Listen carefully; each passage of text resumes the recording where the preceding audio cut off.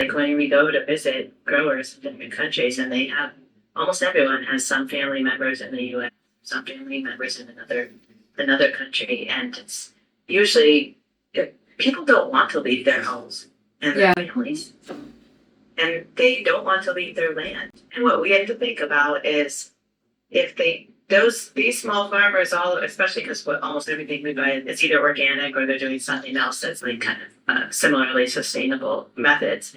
It's like they are literally taking care of part of the ecosystem for us. And if we don't make it so that they can continue to do that, then that land is going to become something else. So we'll lose the land. We'll lose this variety of people and their knowledge, and we can't get it back. So are we going to make every food be like the Cavendish banana that is just teetering on the brink of not being able to survive because it's too identical? That's the piece that would tie into the people who are taking care of these ecosystems, and that we need to help them help stay on their land and keep their traditions. Yeah. I mean, no matter what happens, all of these systems were built on slavery. So no matter what happens, we will all so long as we are continuing on this path, like that labor will be some form of prison labor, will be some form of exploitative labor. And I mean, with the physical labor that you're talking about, it is the case. Like farm laborers die every year because of the nature of the work. And it is like so deeply underappreciated. People just it's so crazy what a hamster wheel we are on, because like people don't even have time to think about the origins of our food. And it is just one of our basic needs. Like, how have we gotten to this place? It's so crazy. Yeah. Welcome to The Whole Cow. This is a space where we talk all things food, farming, legislation, and land. I'm your host, Emily Kitchler, and today I have two very special guests. One is from Ohio and is the regional sales and operations representative of the company Equal Exchange, and is going to be sharing about coffee and cocoa. And the other is calling in from Portland, Oregon, and is the national sales manager of fresh produce, and is going to be sharing a bit more about bananas and avocados. Really, the conversation today is centered around the fruits of colonization. So when we're talking about coffee, when we're talking about cocoa, when we're talking about bananas, when we're talking about avocados, we also get into Palestinian olives and dates. We're talking about foods that are shaping entire regions and are being forced in one way or another, whether it is through inhibitive forces or prohibitive forces, that these foods are coming into the sphere of our everyday existence. You know, before the U.S. colonized Central America and created all of this infrastructure, created decades of wars around the banana trade, we did not eat bananas in the U.S. And a lot of that destabilization continues to this day. I mean, Chiquita had a lawsuit and they pled guilty to funding dissident militia groups that cause destabilization in Colombia. And Colombia has done a lot to stabilize, to come together with a peace agreement, and to know that it is massive multinational conglomerates that continue to fund and destabilize regions. It's not surprising whatsoever. But, you know, when we are talking about the perceptions in the media that are had of areas where people are fleeing due to destabilization and coming to the U.S., the portrayals that are made are around, you know, drug cartels. And in reality, we have so much influence coming from multinational corporations. And so we really dig into that in today's episode. And my major disclaimer here is that I am going to have guests on that are coming from different companies. And of course, these people are going to be representing those companies. But the focus is always going to be about systems, about people, and the knowledge that is being brought to the table, and the kinds of conversations that we want to continue to have and promote and dig deeper into over time. You know, this conversation is, I hope, one of many around the topics that we speak about today, and, you know, from a lot of different players and perspectives. You know, I don't think that any one company has all of the answers or is meant to do what they did in the beginning all the way throughout their career. And to me, the conversation that we're having today is really centered around steps towards decolonization, and really what is the major strength of Equal Exchange is that they build very mutual relationships with farms, with cooperatives that are self-organized. Anyways, I don't want to get too deep into it because we do get into it during the episode. One question that I do want people to keep in mind as we are unpacking the topics that we do here is, personally, do I drink coffee? Do I eat cocoa? Do I eat bananas? Do I eat avocados? Do I eat olive oil? Do I eat dates? Do I agree with where those foods are coming from? And if not, would I be willing to cut them out completely? And if not, what would I rather be? How would I rather be sourcing those? How would I ideally be including those in my life? And of course, nobody is going to be perfect out here. There are a million things to unpack, and that's always something to keep in mind in these episodes. But I do like to get things into an introspective place here. So, without further ado, please welcome Rachel Dana, who is the Ohio Regional Sales and Operations Representative of Equal Exchange, and Jessie Myszka, the National Sales Manager of Fresh Produce of Equal Exchange. Thank you both so much for joining. Thank you for having us. This is lovely. Yeah, big friends. Thank you so much. So, can you talk a little bit about how Equal Exchange got started and then what your roles are within the company? Yeah, so Equal Exchange was founded in 1986. So this will be our 40th anniversary, which is really exciting. And we take some degree of pride in kind of being the first ones to really bring authentic fair trade to the United States. Like entities like 10,000 Villages, which has been a long time partner of ours, they were already doing that work. But they were doing it with like jewelry and like crafts and housewares and things like that. We were the first ones to really do it with large scale commodities, quote unquote, like coffee, cacao, nuts, things like that. Just things that people are going to be readily consuming all the time. So yeah, we started with three founders, Michael Rosine, Jonathan Rosenthal, and Rank Dickinson, who is still our president to this day. And they were working at a food co-op in New England at the time.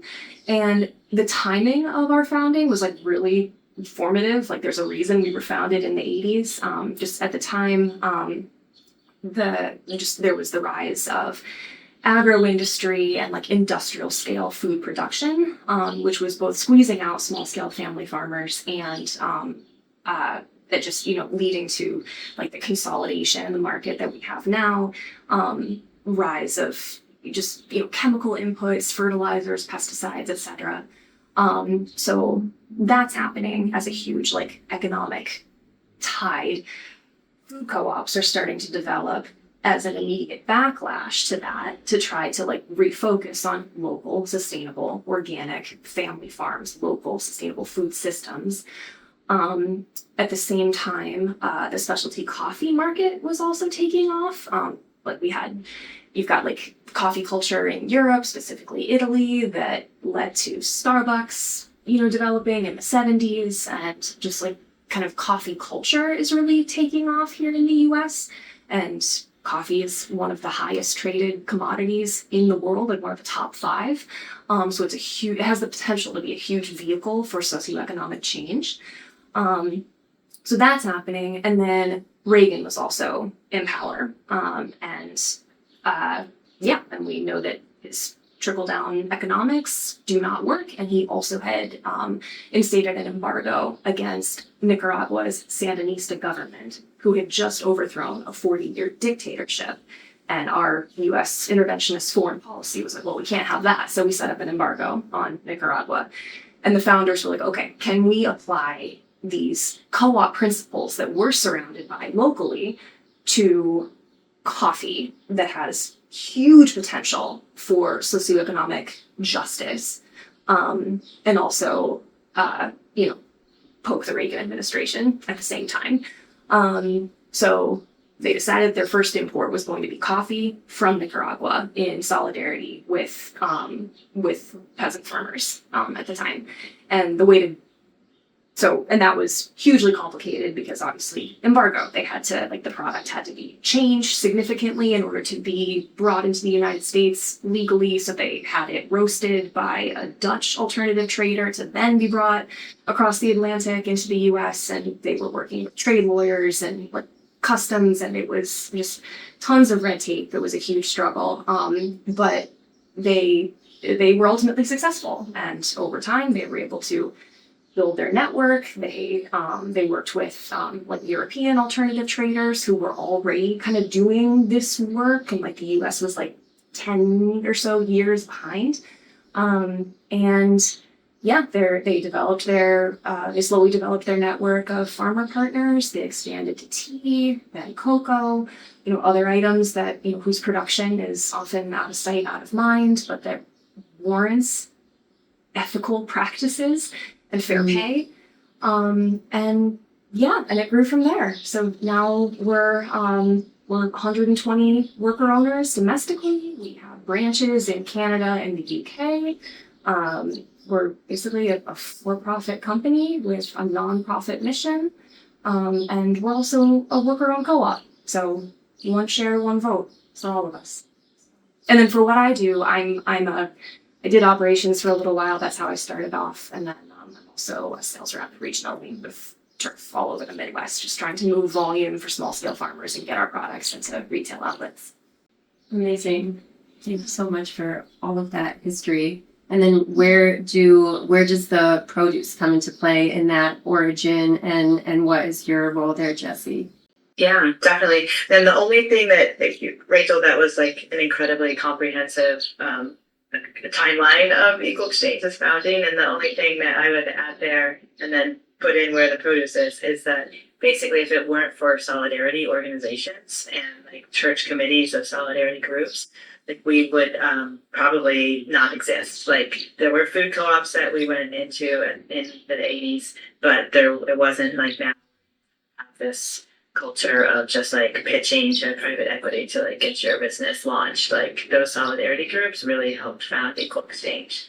And so after like what Rachel was speaking about as well, those grocery products, and then in 20 years ago, which is hard to believe, it was in 2006, that's when we started importing bananas, along with one of the an organization that sold us produce in New England called Red Tomato, which was created by a co-founder of Equal Exchange, and also with the European organization called AgroFair that's half owned by farmers, by banana farmers groups. So we essentially were able to take this other commodity that is extremely, it's like everyone thinks it's the same, it's not differentiated, but basically bring the same message from the same kinds of producers to the same customer base, which was at its core like food co-ops and independents. and over time, and again, that has grown, which is awesome. Slow growth, but it's very affirming. So my role, what's different from our grocery products than from produce, other than the fact that produce, has almost no shelf life, is that because of that, actually, we handle all these grocery products through our own warehouses, like our roastery in Massachusetts, our warehouse here in Portland, and little depots around the country. But for the produce, both bananas and avocados, which is what we sell now, they need to be kept cool, but not too cool, and they need to be, for the bananas in particular, they need to be ripened. So we work through just a few key distributors, and one usually in each region, to physically handle the product. So just to echo what you both are saying about the origins of these foods, I think it's something that growing up in the US, what a lot of people do not learn about is how the origins of foods really shape the world. And like we might have learned a little bit about like the spice trade and how that has like shaped places in the world. And like you have Frontier Co-op that does a great job with spices. But what I never learned about in school was the banana wars that shaped all of Central America, and that created this trade infrastructure around tropical fruits, and specifically bananas. And these wars broke out in all of these different countries in order to, because of the poor working conditions of the workers, and because of just like the outright colonization that was happening, all of the infrastructure that was being built that was so far out of people's hands who were living there. So when we're talking about the foundation of equal exchange, it really is centered around foods that are the sources of exploitation and colonization around the world. When you're talking about coffee, when you're talking about cocoa, when you're talking about bananas and avocados, like that is the reason that y'all are here, which is amazing. Like, and hearing the origins of that is, and the complexities of it is just like, wow, not surprising that it was so much red tape, and that of course it continues to be a struggle to just like even get the word out there to get people to know about this. So with that, how does Equal Exchange establish its relationships with its farming partners? Like, how did that start? How has that changed over time? What does that look like? Yeah. I mean, that's something to be very clear about, and that differentiates, as Rachel said, Equal Exchange is a for-profit. In fact, we are a cooperatively owned for-profit. Rachel and I are both worker owners, and we've both been on either the board or a co-op committee. But the difference between, say, we are still consider ourselves a mission-driven company, and we're not a nonprofit, we're not an NGO, we're not a charity. The growers that we buy from are already organized. Some are more organized and some are less organized, but they have organized themselves, sometimes with local supports, but not Equal Exchange going into a community to organize growers. And that's actually a core precept of cooperatives. It's a group of people who are see a need for themselves, and then they form that co-op to address that need.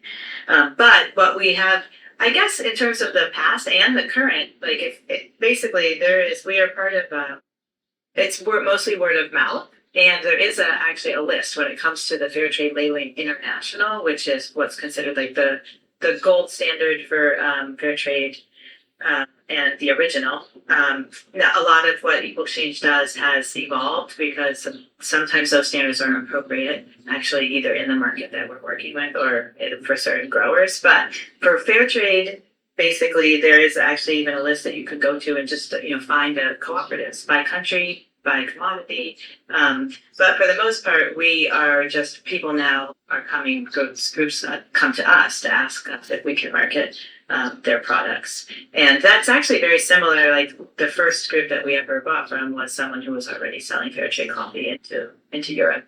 Or for example, recently last year we started with some avocados from a co-op in Peru, or an organization in Peru, and we found them because the organization we buy our mango from recommended them.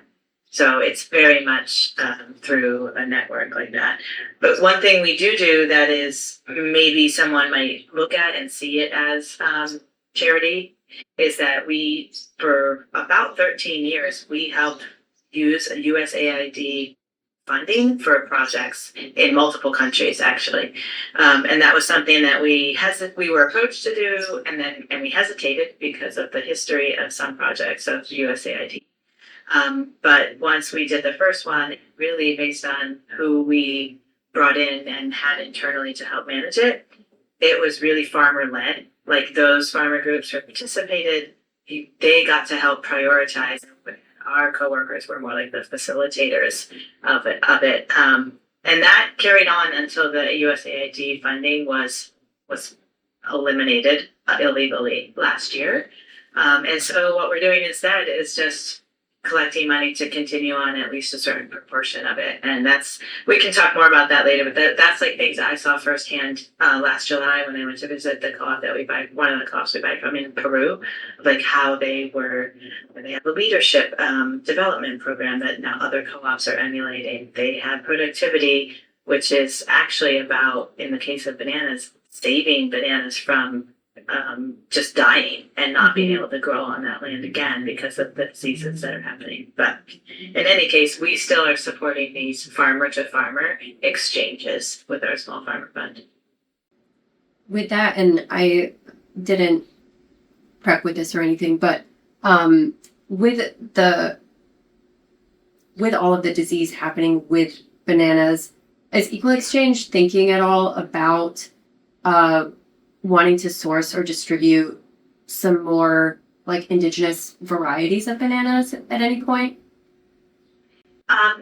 Likely, but not seriously. It's like because one of the things you have to do with bananas is you have to, unlike being how you sell, say, avocados, is you really have to import a full contained truckload at a time. Mm-hmm. So, but we could potentially add in something like some red bananas or some plantains, something that's not just a Cavendish banana, and maybe ship it with the others.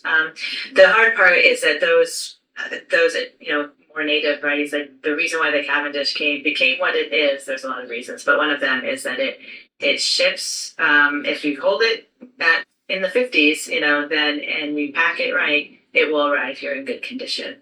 And that's why all those delicious varieties in different countries all around the world don't export, is because they don't travel well. Okay. Really is the reason. Yeah. Mm. Okay.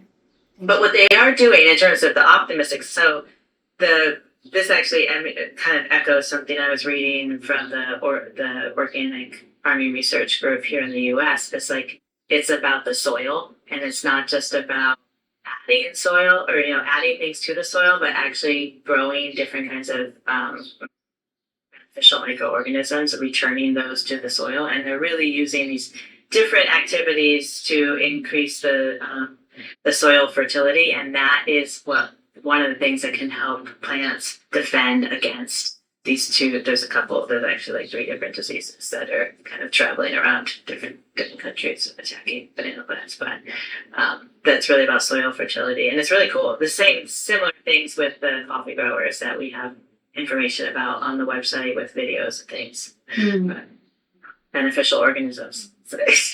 Microorganisms. When La Roya was like ravaged the Guatemalan harvest, we were working with farmers and with similar initiatives, just like biodiversity and just healthy microorganisms and different kind of just organic inputs to build resilience into the farms, because Roya was devastating. So thankfully those have largely rebounded, but it was a serious dent in their production and what we were able to import and then explain to people.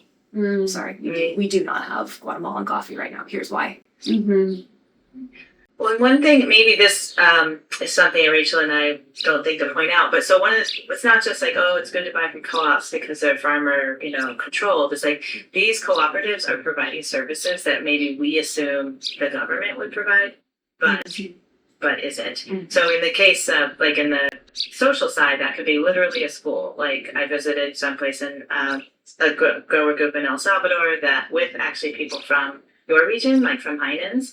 And they said, oh, the co-op built the room onto the school. And because they built the room, the government got a teacher. Or in the case of these diseases, these co-ops almost always have, at the very least, what they call promoters. But often they have agronomists on staff. And that is like a really huge benefit that is offered being in the co-op, is like access to the people who are either helping run these kind of beneficial microorganism projects, but also showing farmers how to use them. Or, I mean, farmers often, like, they know how, but how kind of facilitating these like farmer visits or like demo plots and things like that that are really here part of extension agent programs at universities. They have that a little bit, but it's really like the co-op staffing that helps roll those out. Mm. And because we have, if I can add, because like Equal Exchange is, privileged enough to be, based here in the U.S. with access to resources, to funding, to, we can help, even though we're not cultivating those co-ops from the ground up, we can at least facilitate access to resources and farmer exchanges, so that, that plays to what Jessie was saying, just facilitating access to expertise and extension services that co-ops can rely on for quality, productivity, and getting their product to market. Mm-hmm. Yeah. So with that, when it comes to legislation, what barriers or openings does legislation play at different times? So, I mean, a couple things that come to mind right away are that, like, is that USAID funding? Like, if Congress or the courts were to reinstate that funding and say, hey, we actually control this budget and we're going to put it back, that would have a huge impact. And the reason why it's like, one of the things we're doing in lieu of having it's like these small innovation grants. Like, we're talking like $9,000, like very relatively small, but they're very meaningful to. I think there's at least 4 groups using those. That is one place where just kind of following the law that was already established would have a really big impact on those groups, which include hundreds of members in each one. So it's a lot of people. The other thing is that it's about tariffs. So right now, some of our products are tariffed and some aren't, based on the actions that were taken last year in April and then kind of changed in November. But the primary barrier to having those tariffs or any of these changing tariffs is the volatility.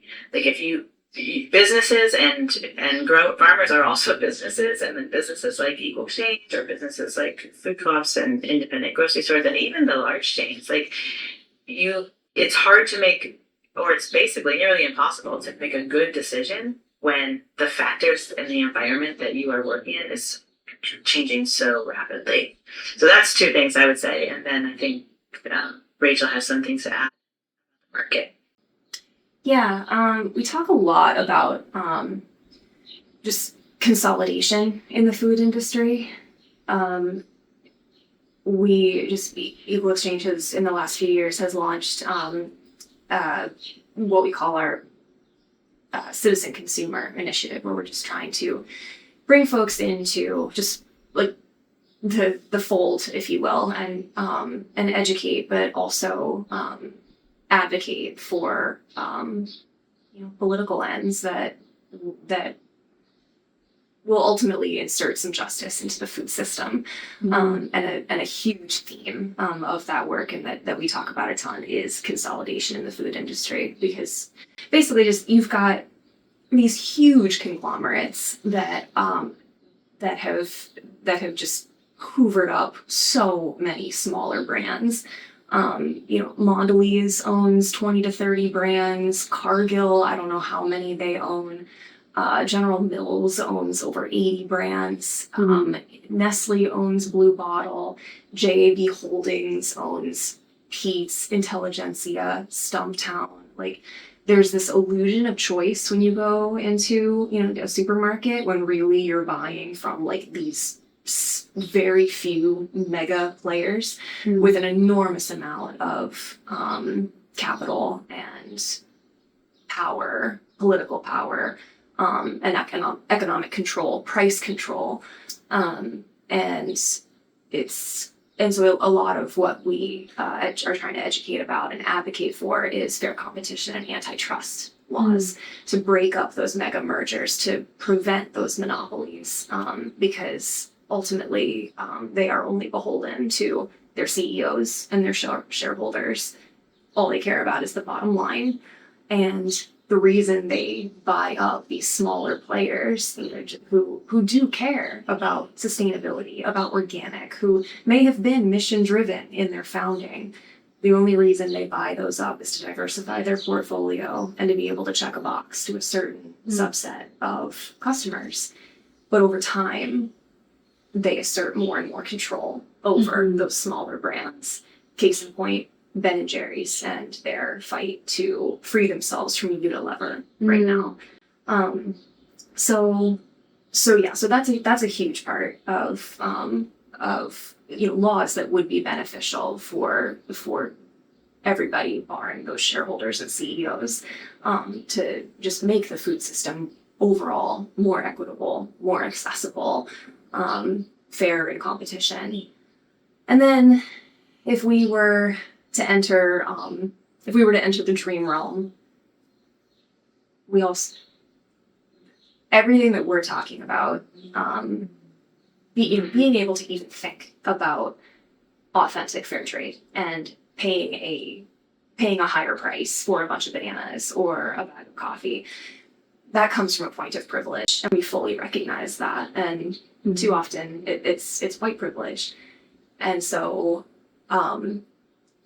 at a broader level, we need universal health care. We need to raise the minimum wage. We need a wealth tax. We need wealth caps. We need a major redistribution of wealth in this country. Things that people have advocated for. The Mamdanis, the Bernie Sanders, the Elizabeth Warrens, like, these are feasible things. Learning from indigenous cultures about how to live in the natural world without over-exploiting it. And so, that comes with such a huge, societal overhaul and a huge psychological shift in this country that I'm not sure will be feasible in our lifetimes. But just going back to the privilege aspect of this, people don't always have, so many people don't have the time and capacity to think about where these products come from, or to pay a little more for a basic necessity, because they can't step off the hamster wheel long enough to miss a paycheck to care about these things. So that is other legislation that would be great, but I think it's important to agree. To riff off of one of your previous guests on the show, like, we need to internalize these externalities, like these costs that are being pushed onto others need to become part of products, which doesn't necessarily mean the price needs to go up. It might mean that someone within the company, someone needs to be, not so much paid so many more times than the lowest paid worker. But the things that maybe a positive thing that, because I'm thinking about a positive example would be plastic bags and disposable bags at the grocery store, right? Like 20 years ago, how many of us were consistently bringing reusable bags to the store? Right. Probably not many. But because of legislation in different states, and it was like a domino effect, that actually a lot of us do it now. And even people who wouldn't consider themselves, activists at all, just grab the grocery bags. So any other places where we can, one, keep the things that have been legislated, like about water pollution and air pollution, keep them in place. And then also see, but there's other, sometimes in leases for supermarkets, they will require that there's no other supermarkets like within a certain radius of, or like in the property, anywhere near the property. And so that's maybe is something that should change, because it means maybe a food co-op or a natural food store or something smaller can't be anywhere near them. That seems like, not a level playing field. Yeah. Yeah. And I mean, to your point, when you are talking, to your point about like somebody at some level of the company taking a lower pay, when you're talking about equal exchange and a price difference, if there's any between conventional and what you're offering, it's very small for that reason. And so that is why I see it as like such this disruptor in this industry, because it is the only one that I know of that is like at this scale that actually has the ability to compete in a way that is affordable, but then that also is like doing justice to doing some level of justice to what has been done at like such a deep level of colonization and infrastructure that is just like inherently a part of these places that you're getting this food from. And like to your point about all of the consolidation, we lose out on so much quality at like when you're talking about coffee, when you're talking about bananas, you're talking about coffee has so many different varieties of beans all around the world. It has so many different processing. There are so many different ways to process it. And when you like get that into a huge conglomerate that's just like roasting the hell out of it so that it can be this like one homogeneous flavor, like you don't get those original notes. You don't get like any sense of origin with that. And like with bananas, what you're talking about with the Cavendish becoming so popular, it's like the Cavendish, like what of all the banana varieties, like this is what we have. Okay.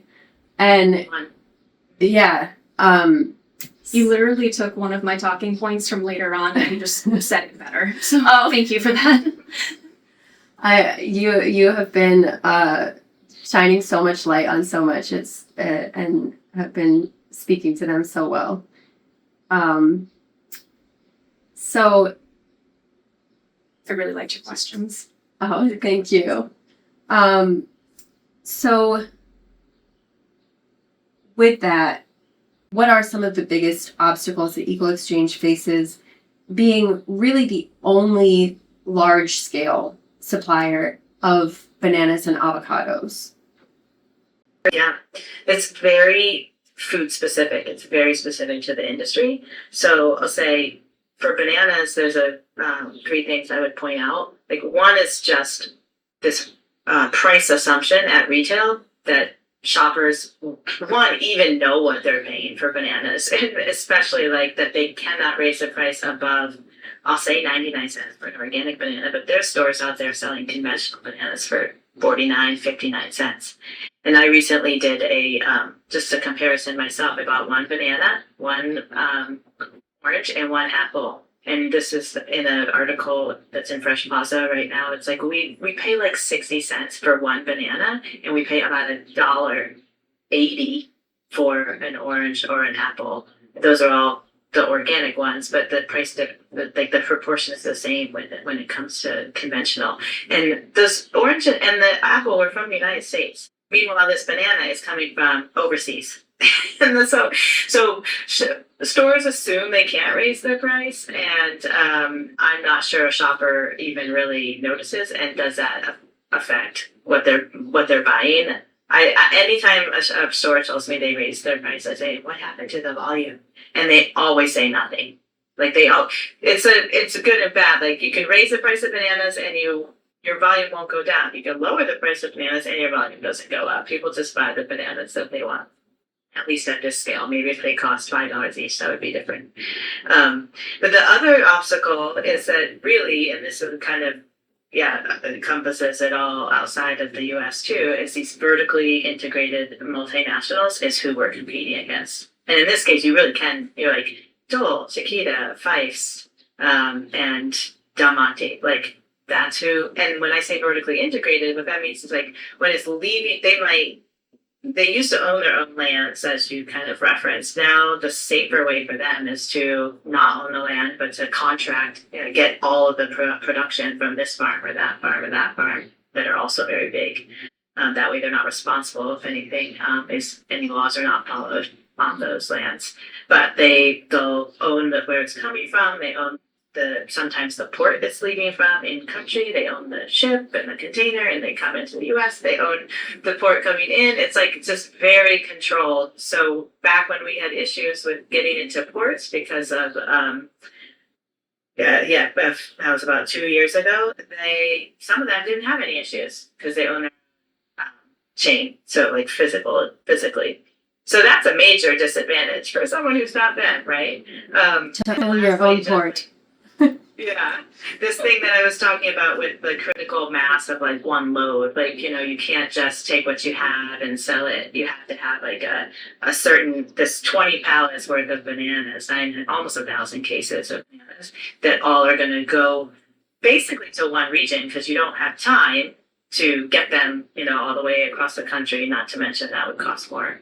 Yeah, and so those are the challenges there. And then in avocados, it's definitely also the vertical integration. Like these big companies will control the pack houses. So trees get harvested and they go to the pack house to be sorted and put into boxes. And so the big companies own both kind of that transport and place. Then they have an advantage there.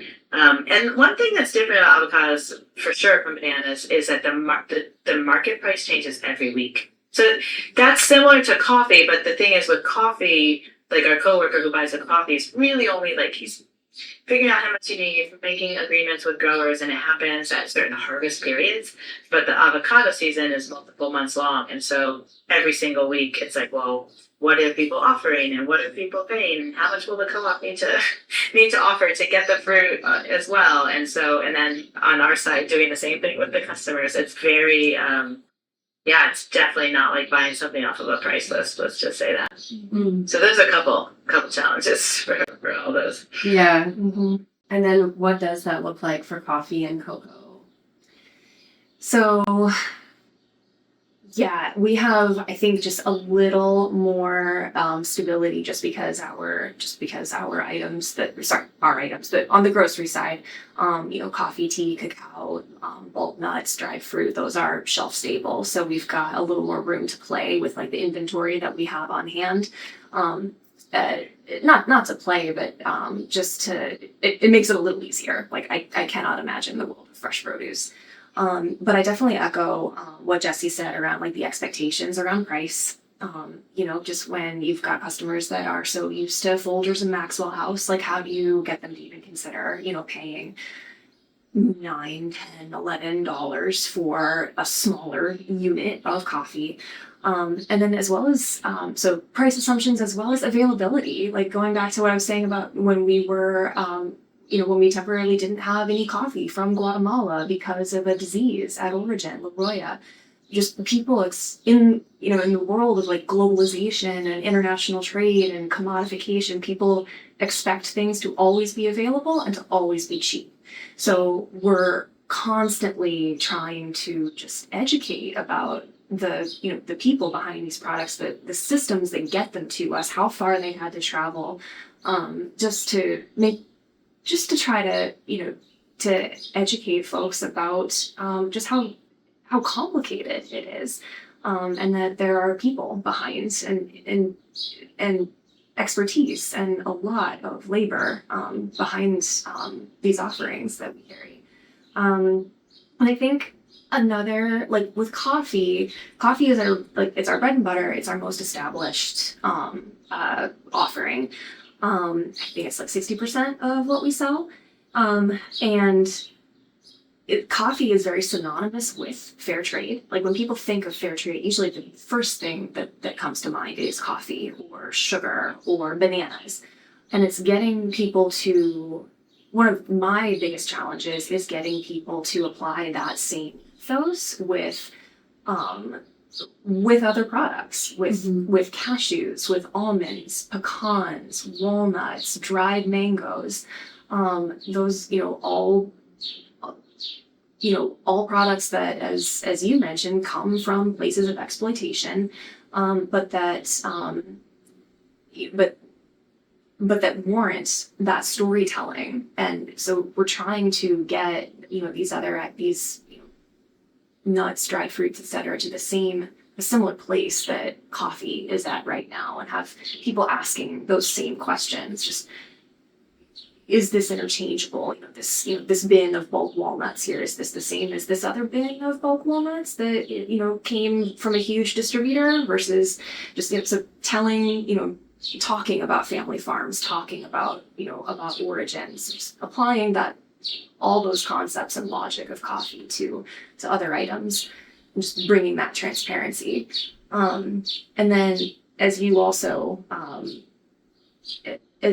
mentioned so eloquently earlier, just that we kind of occupy that space of being able to stay true to our mission while operating in an economy of scale that keeps our offerings accessible. At least that is the goal. That is always the goal. But it is really enormously challenging to start and build supply chains from the ground up, paying producers more and charging less, whereas usually that gap is much larger. So, it's and just navigating there's going to be kind of that shock factor for people of just being used to being able to get a certain product at, like we talked about with price accessibility, just the expectation of something being at a certain price and getting people to apply that same logic to a slightly higher priced item, and here's why. So I hope that made sense. I feel like I jumped around a lot. Remember the cacao, when the cacao market shot up, it was in the news everywhere what was happening with chocolates, and how there's even, there were Halloween candies from chocolate companies that didn't have any chocolate in them anymore. They just were doing fruit flavored candies. And that got noticed by just kind of ordinary shoppers, I think. Whether or not it impacted their volume, who knows? But I definitely overheard some comments like, "What? This is in chocolate." And that was all because of climate change.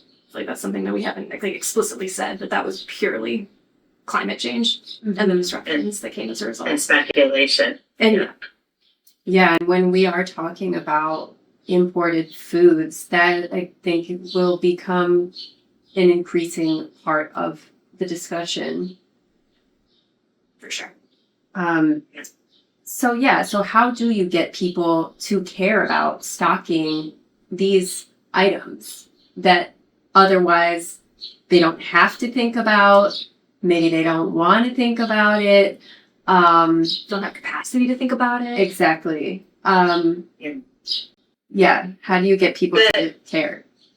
Yeah, we try to actually, despite everything we've talked about today, we try to accentuate the positive, as the phrase goes, because we educate both the buyers and shoppers about these factors that are affecting farmers, and the prices and the quality, like knowing when it's El Nino or La Nina, what needs to happen to how the bananas are being handled in order to protect them. So the good news is that produce buyers especially, but buyers and shoppers, they do want to feel a connection. They often will have this broad sense of exploitative industries, and then you're just left with oh God, what do I do about it? Or what can I? So what we do, and then obviously this works. Some buyers will hear it and take action, and shoppers, and others not necessarily. But we just try to be a platform for the growers and their organizations, talking less about what we do and more that's well, here's how this person literally how they apply, I'll use a specific example. Here's how this specific banana grower trims the banana plant and takes the trunk from a tree or plant that already gave the banana, splits it in half and puts it on the ground because it's so dry, but the trunk is holding a ton of water, and a week later there's still moisture under there and even a little mushroom. So like that is just so cool, right? You're like, oh, I just learned something about how these bananas are grown, and it's teaching me about like moisture retention in agriculture. So that's like what we do to try. And then sometimes, it doesn't work out, like from a sales realm. Like there's a time and a place where things work together, and then sometimes you gotta come back at a different time. But I think Rachel had some to add too about about other products, right?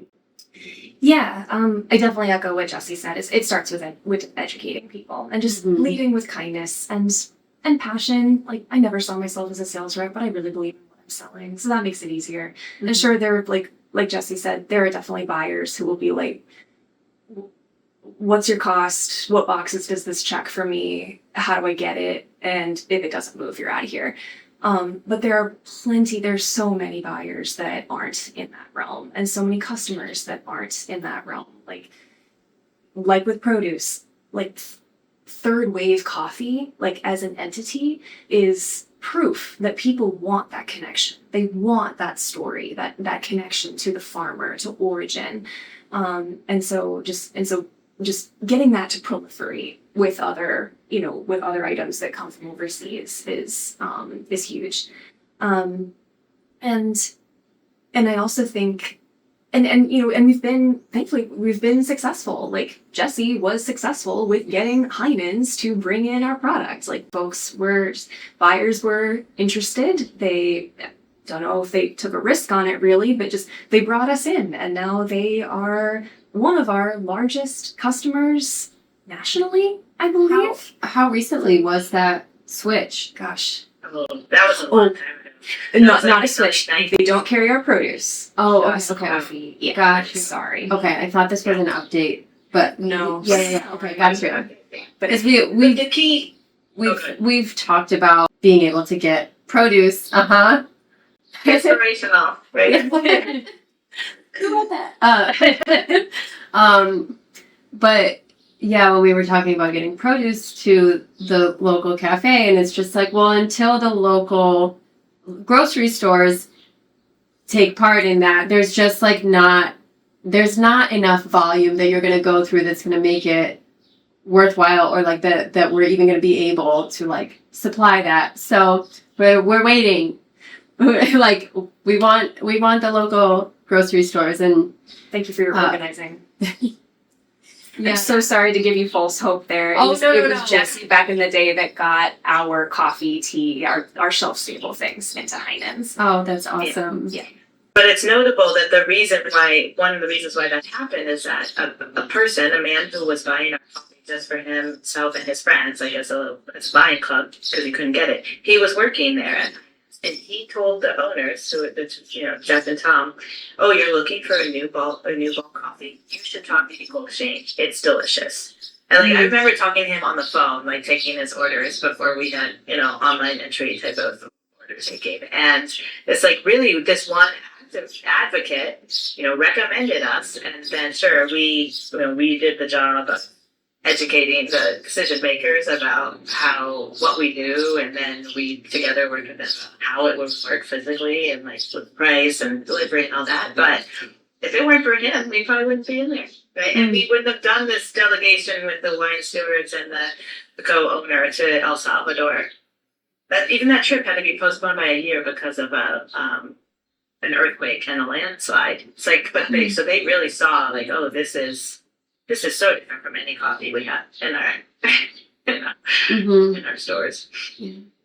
And I do feel like, and it should be mentioned just that co-owner also used to be on the board of a local Catholic organization and another place where we were vetted by Equal Exchanges doing something really important. Was that IRTF, Interreligious Task Force in Central America? No. No, they are definitely our key advocates in Cleveland, but that's not it was more, I'm not sure the name of it. It was like one of a sisters or I don't know, not a convent, but something like that. Yeah, so much of, I'm glad Jessie highlighted that, because so much of what we do, we don't do alone. We definitely rely on so many other people to talk about our mission and what we're trying to do. So really appreciate you giving us a platform to reach more people. So thank you.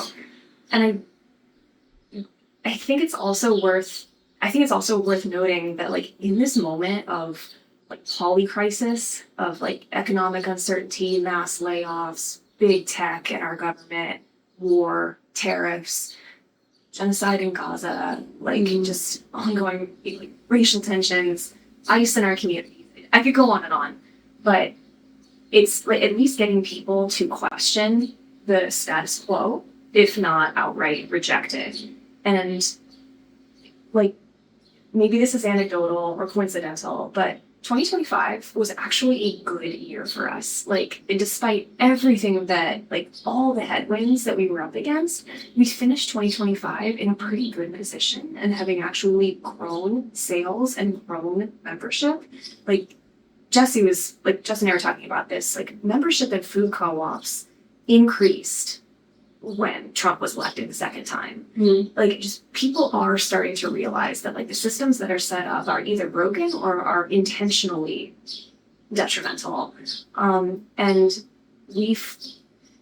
Equal doesn't have a marketing department. A lot of different opinions internally about that, but we've started to do more storytelling and just like, you know, and just talking about our reality. Like our USAID funding was canceled. Here's what that means. Tariffs are really hurting us. Here's what that means for you. Just and as well as like really talking about farmer projects on the ground that we're trying to help facilitate. We're just speaking a little bit more, and I feel like in this political moment, folks perhaps saw us as something good to get on board with, something to join in on, and as a point of hopefully accessible resistance. And when you are talking about all of the devastation happening around the world, you are stocking Palestinian olive oil. How And dates. how challenging is that even to procure right now? It's a really good question. I mean, I'm assuming it is coming out of the West Bank, and I'm sorry, I am just like, No, love it. We need to talk about this. Jessie, you can probably get more information here, but you are correct. Our olive oil and dates come from the West Bank, and so West Bank is obviously under occupation, has been for decades. They're not experiencing what the people of Gaza are experiencing, but they are experiencing displacement. All of 100-year-old olive trees being bulldozed, their homes being bulldozed. It truly is miraculous that we were able to procure a harvest of dates and olive oil this year. Like we literally just got them back in stock and are selling them now. But everything has to go in order to export. We do work with an organization on the ground called the Palestinian Agricultural Relief Committee, or PARC for short. And they are kind of the extension service for olive and date growers that we work with in the West Bank. They're the ones that handle like the quality control, the logistics, the export. And we did recently have a webinar with someone from PARC discussing just the hardships that they're up against and what it takes to export product right now. Because the Israeli barriers and red tape are absurd. I'm afraid I personally can't go into more specifics than that because I simply don't know. But it is extremely difficult and very tenuous, and we don't know what our next harvest is going to look like. Jessie, do you have anything to add there? No, just the conscious, like the part of the reason, like we have a harvest that we like get in order, and that might only be once in a year or twice for those products. Versus, so you don't, as you're picturing, like how are you getting things out of the country? It's like however it happened, now it's done. Like we have stock, which is totally different than the produce side of things, where they're like rolling in. If we had that kind of disruption in Ecuador, then yeah, we would have like no bananas to sell. So that's one of the reasons why, even if it's probably delayed, it was delayed And then when it got out, it's like, so now on our side, we're set for a while. Obviously, they're still dealing with everything around, but Yeah, thank you for that insight. We refer to our all dates as, well, sorry, this is, what am I trying to say? White colonist language, but miracles of the Middle East. Middle East being the colonization language, but what is the Middle East? But anyway, it is truly miraculous that we're able to get those items right now. Yeah. So what do you wish the more people knew about the origins of the food that we eat and drink that we haven't covered already? I'll go first then. I just, the people behind it, the human element, and just to start asking the questions, like, where did this come from? How did it get here? Who made it happen? How were they treated? How were they paid? Just thinking about the faces behind what we consume, and the labor and the expertise required that are too often underappreciated. It just, I was lucky enough to travel with Equal Exchange to Guatemala to visit one of our partners there in one of our partner co-ops called Myszka farmer stands in 2017. And that was such a reality check for me of how exhausting coffee growing and harvesting is. Like, I like to think that I'm in reasonable shape, but I almost passed out from heat stroke. And it just, and I recognized that, like, I wasn't acclimated to the elevation and everything, but it was incredibly difficult and just very physically taxing, as well as just, like Jessie has been talking about, just the expertise required to just the knowledge of agronomy in order to make coffee growing your reliable livelihood. And also therefore, the value behind it. It's just that value, because of these incredibly long supply chains, is too often out of sight, out of mind. And coffee should be treated like wine, like origins, terroir, varietals, flavor notes and profiles, and the people that ultimately, provide you with a bottle of wine. All that same language and ethos should apply to coffee, but usually isn't. And then, of course, like on the domestic side, immigrants feed us. And we have to remember that. All of our produce, all industrial scale meat production, that is all immigrant labor. And if you deport 11 million people, it's going to mess up the food system. People will be hungry. And it comes full circle. Like, maybe if we withdrew some of our interventionist foreign policy in Central and South America and paid producers and growers just a little bit more, they wouldn't be coming to the US seeking stability. So there's intersectionality everywhere. That's how I answer to that. Yeah, absolutely. Yeah.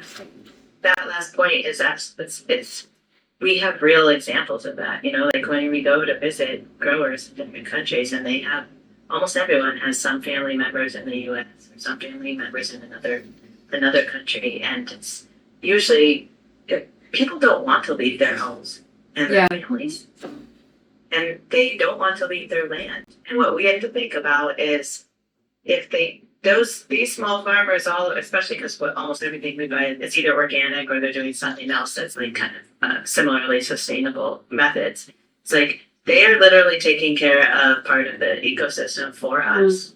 And if we don't make it so that they can continue to do that, then that land is going to become something else. So we'll lose the land. We'll lose this variety of people and their knowledge, and we can't get it back. Mm. So are we gonna basically are we gonna make every food be like the Cavendish banana that is just teetering on the brink of not being able to survive because it's too identical? Mm. That's the piece that would tie into the people who are taking care of these ecosystems, and that we need to help them help stay on their land and keep their traditions. Yeah.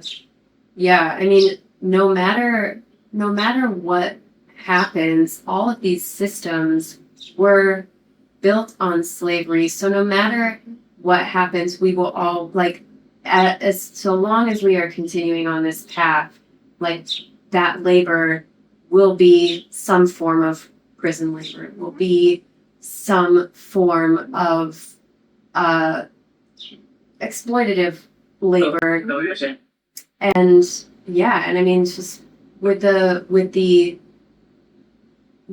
physical labor that you're talking about, it is the case. Like farm laborers die every year because of the nature of the work, and it is like so deeply underappreciated. People just do. It's so crazy what a hamster wheel we are on, because like people don't even have time to think about the origins of our food, and it is just one of our basic needs. Like, how have we gotten to this place? It's so crazy. Yeah. It's not a great timeline to be on. But yeah. So how has working with Equal Exchange reshaped your view of food, farming, and food policies? I mean, for me, I'd say it more added detail. It adds details to my existing value space. Things that I felt or suspected were true, and then we get all these facts. And luckily for us, it's like part of our jobs to like keep up on some of the news about what's happening within these kinds of foods and just in the foods in general. But it also does, having those details then like it motivates me, like propels me into action, where it's like, okay, I'm going to spend money. I will buy food that's more expensive, or like have a CSA at the expense of other things. Like, well, like, we don't need cable. We need good food. and the justification there is like my kids know the difference between a fresh vegetable and a supermarket vegetable. Like we can go to the farmer's market and they will eat the things there on the way home, versus they could sit on the table all night if they're going to the supermarket. It doesn't taste as good. It's not as fresh. Yeah. There's nothing more depressing than a supermarket tomato. Oh, It's like white on the inside. Just, yeah. Same for me. Just questioning where did this come from? How did it get here? And trying to apply it to other things as well. Clothing, shoes, furniture. Everything's got a story behind it before it arrived on your body, in your house, what have you. And it just trying to question and better understand. And I similar to Jessie, I'm willing to spend and have the privilege to be able to spend a little more money on the things that I care about, the things that I feel good about. But it's also like working with Equal is just, it's so much of, I'm very lucky to have a job that I'm passionate about and that does percolate into all these other aspects of my life and I think just daily life. Like, we all have to eat. Like, so many of us are caffeine addicts. Like, a lot of us are going to keep drinking coffee. And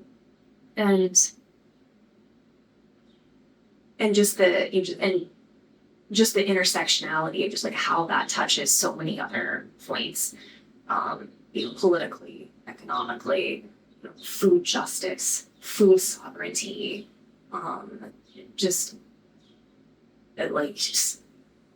I hadn't even put it together that like there really is no such thing as a food desert. It's food apartheid. Like that was intentional. So I'm just constantly learning, and yeah, I'll leave it at that. Yeah. Amazing answers. So I always ask my guests, what is your favorite way to eat veggies? I have two ways. Well, I have many, but I had to boil it down to two. Okay. In the winter, roasted root vegetables, parsnips, carrots, potatoes, some garlic, oil, salt, pepper. Just warming and soothing. And then in the summer, or in warmer months, I love a garbage salad where you just empty the crisper or your veggie tray and just chop it all up and add in nuts and vinegar and oil, some avocado for creaminess, and yeah. Those are What about you, Jessie? Either raw in the field or roasted with garlic and olive oil. When you say The roast garlic and olive oil can't fix. it's pretty cool. when you say in the field, are you growing stuff right now? No, that's one reason why I appreciate farmers so much, because I don't. I cannot. I don't have a sunny yard and I don't have the green thumb. But we're part of a weekly CSA that's year round. And we awesome. get to go to the farm sometimes. Just seeing my kids was literally walking through one of those TV style roads that's just got green beans hanging out. They're just like, what are we allowed to glean? Which things can we glean? Yeah. But I did grow up. My dad was really, really good at gardening in the Midwest, and so I grew up eating some things out of the garden. There was one farm that I visited that was a CSA that I got to pick fresh spinach out of. I've never had spinach like this before, and I have never had it again after that. It tasted like candy. I have never had sweet spinach, and it was just straight out of the earth, like grown with love. I don't know what variety it was or like what was making the difference there, but sweet. Oh, I cannot believe it. So fresh. Wow. That's like we'll get turnips from our CSA. They're this big and they sit around forever. It's like, oh, I guess I should give them to Rachel so she can roast them. But then we got like some turnip gleanings that were really small, or thinnings, I guess she called them, because they need to take out the extras. And we just ate them all, like popped them in our mouth like a cherry tomato, because they were at that size and freshness. They were just sweet and crunchy. Yeah. I'm curious your answer to that question. My favorite way to eat veggies, I have like a couple of recipes that I return to continually that are sort of like, I like to think of them as not so much recipes as like, I'm trying to think of the word, but not necessarily all the exact same ingredients all the time, but just like working with what I have. So The creation.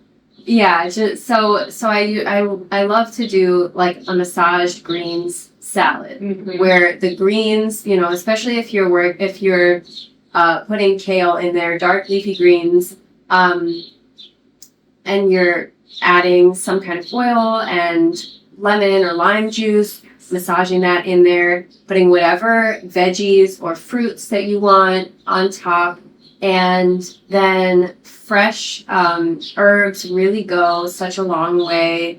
Some nuts, seeds, if you want to do that, or beans, like cooked garbanzo beans are so good in a salad.